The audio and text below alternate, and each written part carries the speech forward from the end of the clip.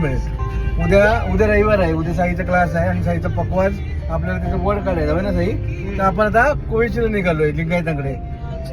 चला.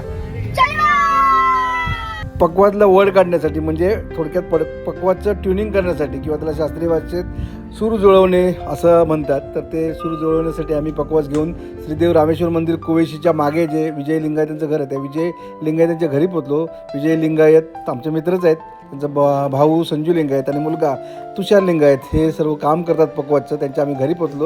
साई पकवाज तुषारच्या ताब्यात दिला. तुषारने लगेचच पकवाजचं काम करायला सुरुवात केली.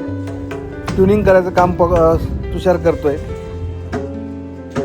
राजापूर तालुक्याच्या पश्चिमेकडे श्रीदेव रामेश्वर मंदिर कोविशीच्या बरोबर मागच्या बाजूला लिंगायत बंधूंचं घर आहे. मी मगाशी जसं म्हटलं तर विजय लिंगायत, संजय लिंगायत आणि तुषार लिंगायत हे सर्व काही कामं करतात. त्यांच्याकडे आम्ही आता ट्युनिंग केलं. त्या दरम्यानच्या काळात मोंड इथून काही लोक, देवगड मोंड इथून लोक आले होते. त्यांनी पकवाज घेतला आणि वाजवायला सुरुवात केली. त्यांना ही ट्युनिंग खूप आवडलं. तेही बऱ्याच दूरवरून लोक इथे येत असतात. आता तुषार लिंगायतांना आपल्याला संपर्क साधायचा असेल त्यांचा नंबरसुद्धा मी माझ्या स्क्रीनवर देतो आहे. आमचं काम झालं, आम्ही पकवाज घेतला आणि घरी निघालो. आपल्यालाही पकवाज, तबला किंवा ढोलकीचं काही काम करून घ्यायचं असेल तर राजापूर तालुक्यातील कोवेशी येथील लिंगायत बंधूंना नक्की भेट द्या. त्यांचे नंबर या ठिकाणी आपल्याला दिलेले आहेत. स्क्रीनशॉट काढा आणि त्यांना नक्की एकदा तरी भेट द्या.